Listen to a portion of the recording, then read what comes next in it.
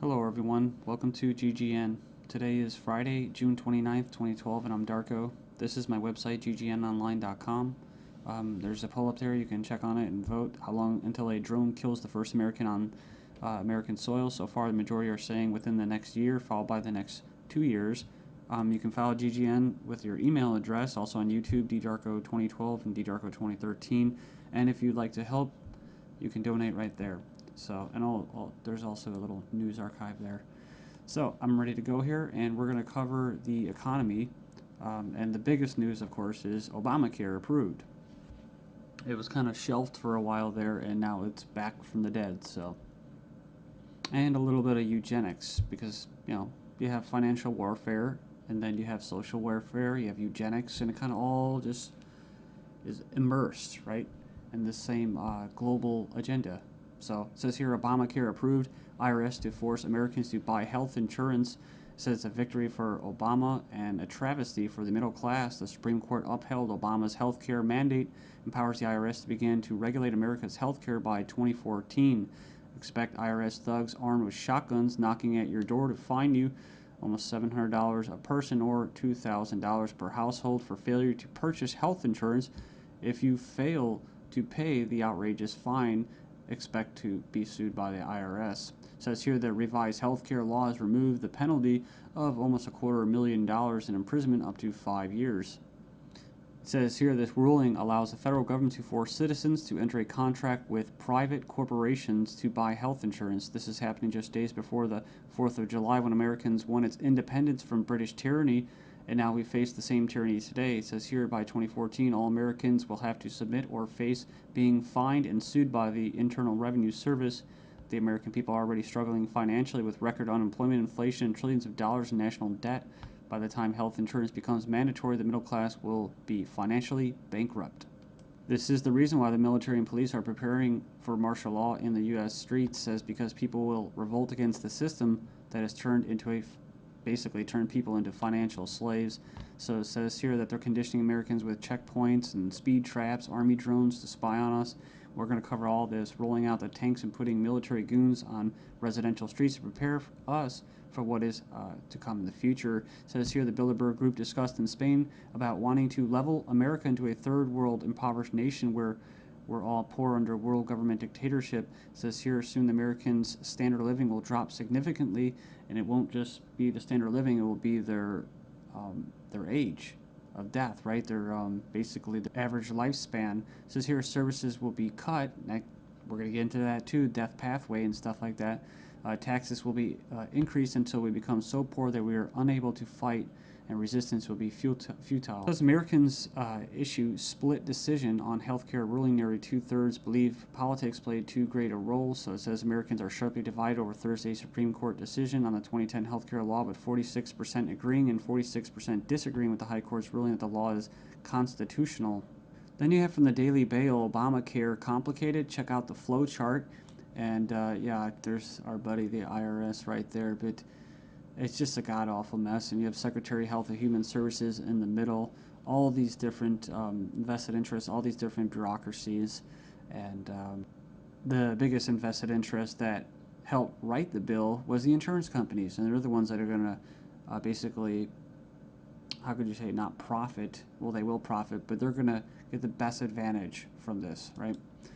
And if you would like an anarchist perspective on the whole Obamacare thing, I think Stefan Molyneux did a pretty good analysis of this. I think he held back a lot. I think he's gone over it and made his point so many times, his argument, that he was actually kind of just laid back about it. So it's kind of nice. It's 18 minutes, not too long.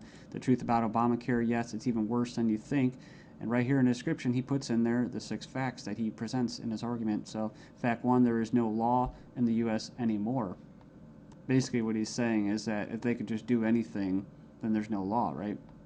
And it's tricky because, in quote, in a stateless society, there would be what? No law. Well, there would still be common law. See, this isn't common law. This is political law. That's why you have pigs, political law enforcement, and the like that are going to be enforcing this, federal agents and that. So in other words, what he's saying is that you might as well just have no government, because right here you have a dictatorship with, quote, laws, right? They have laws that basically write in a dictatorship.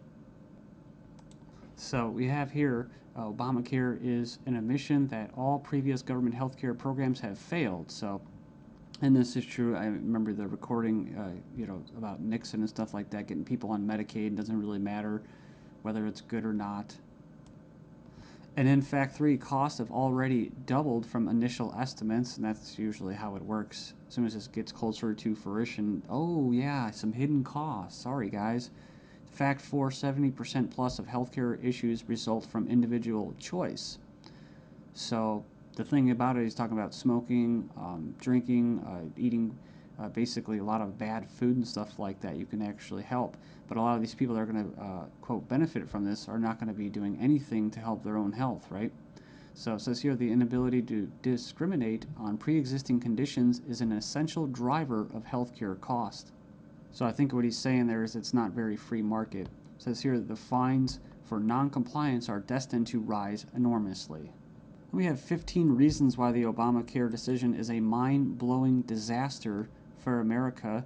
It was actually, it says here it was voted 5-4 decision to uphold the vote. And it says here, the bill, it says here the swing vote was Chief Justice John Roberts, who was appointed by George Bush, W. Bush. And not that you'd have any confidence in the judicial system as it stands, just based off past history and their track record. It says here, after the vote today, it is hard to have any faith in the U.S. Supreme Court. I guess they're saying because he was quote conservative. According to the Supreme Court, the federal government has the power to force you to buy private goods and services. And it goes on and says here that it's another step away from individual liberty, another step towards a nanny state. I hate that word.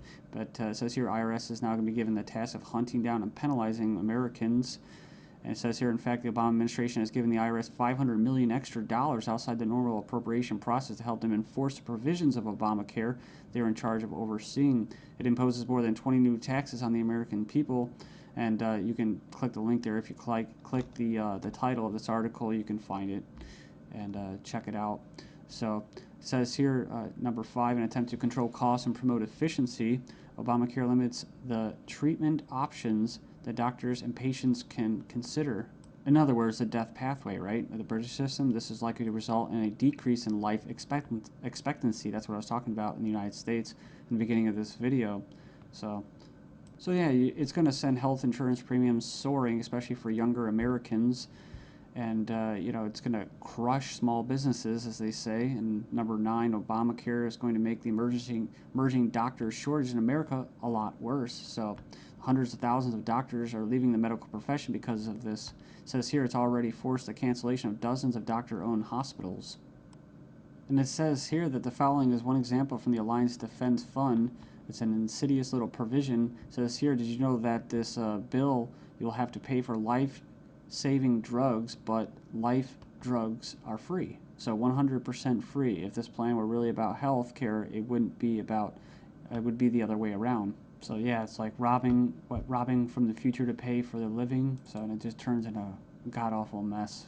It's not even just politics, it's generational. 13 reasons why the revolution might start with Obamacare. Go in there and check that out. I'll just name a few and you can hopefully go in there and check it out. It says here that's a direct tax which is unconstitutional under Article 1, Section 9. And you can go in there and read that. It says here it violates states' rights since federal government does not have the constitutional authority to take over healthcare as stated in the 10th Amendment outlined in the Bill of Rights. This mandate is involuntary servitude or slavery to big banks and insurance industries, neither slavery nor involuntary servitude except as punishment for a crime whereof the party shall be duly convicted.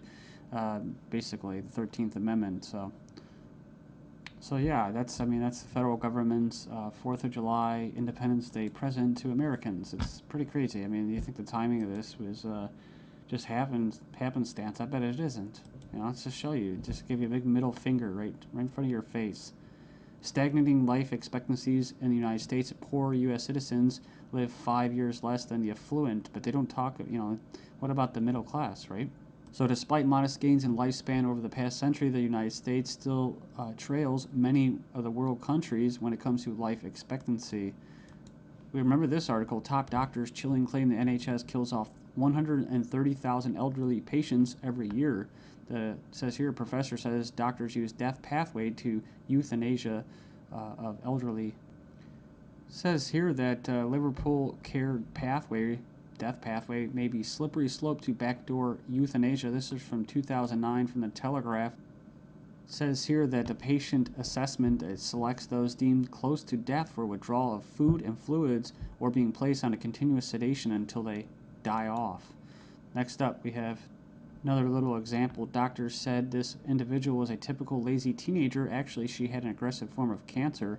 So it goes on here. It says that she was finally diagnosed after she had an MRI scan following a fall. So basically, she was left undiagnosed for 6 months after doctors mistook her symptoms for typical teenager laziness. So as cancer rates soar due to the eugenics and that, I see these articles, European meeting to be held to raise awareness of the eugenic current of European society held in Strasbourg, France. It's hosted by the Parliamentary Assembly of the Council of Europe, or PACE, this week to address the alleged eugenic current of European society and eugenics and human rights issues of prenatal screening. It says here, currently the highest court in Europe is considering a complaint from a woman who claims that she was not given a prenatal screening which would have revealed her daughter's Down syndrome and thus allow her to choose to abort her child. They didn't go into this, which is what? Scottish toddlers to be tested to see if they will grow up to be drug addicts or criminals. So they're going to basically examine them to determine their capacity for violent crime, to be violent. But what happens when this comes to the UK? Thailand violent students to be drafted into our army automatically. And another possibility is this: desperate Europeans try to sell kidneys and lungs being offered for as much as